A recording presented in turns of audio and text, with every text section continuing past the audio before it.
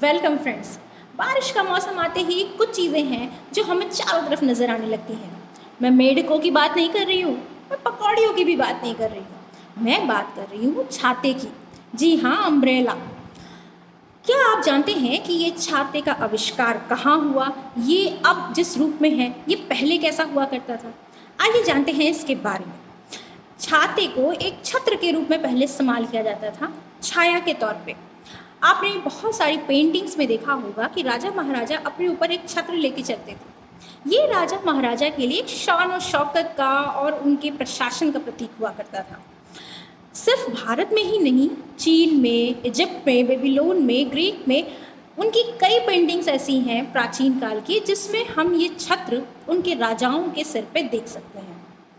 और बहुत सारी पेंटिंग्स में महिलाओं को भी आप देख सकते हैं एक छाते को एक प्रसाधन के तौर पे यूज़ करते हुए। ये छाता शब्द, अम्ब्रेला शब्द की उत्पत्ति कहाँ से हुई? अम्ब्रेला शब्द की उत्पत्ति ही ग्रीक के अम्बेरा शब्द से हुई है, जिसका अर्थ होता है छाया। तो छाते का प्रयोग पहले सिर्फ छाया के लिए किया जाता था, धूप से बचने के लिए, लेकिन आज तो हम इसका उपयोग बारिश से बचने के लिए भी करते हैं। पुराने समय में छाते को हड्डियों और लकड़ियों से बनाया जाता था। इस वजह से छाते बहुत भारी हुआ करते थे। हालांकि इसके मूलभूत डिज़ाइन में कोई परिवर्तन नहीं किया गया है, लेकिन ये कुछ ऐसा ही पहले भी दिखता था, पर इसका वजन बहुत ज़्यादा होता था। आजकल ये बहुत लाइट वेट में मिलता है, बहुत ही टिकाऊ होता है और बहुत ही आसानी से इसको यूज़ किया जा सकता है। सर्वप्रथम ऐसा माना जाता है कि इजिप्ट के लोगों ने छाते का प्रयोग किया था और प्राचीन चीन ने इस छाते के ऊपर, जो छाता वो अपने को धूप से बचाने के लिए इस्तेमाल करते थे, उसके ऊपर उन्होंने एक मोम की लेयर लगा के उसे बारिश के खिलाफ भी यूज़ किया था।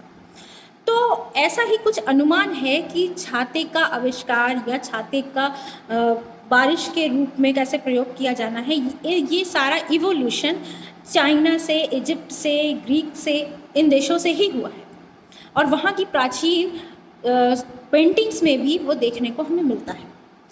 16वीं शताब्दी से आसपास ये इटली में प्रचलित हुआ। इसके बाद 1680 आते आते ये फ्रांस और इंग्लैंड में भी प्रचलित होता चला गया।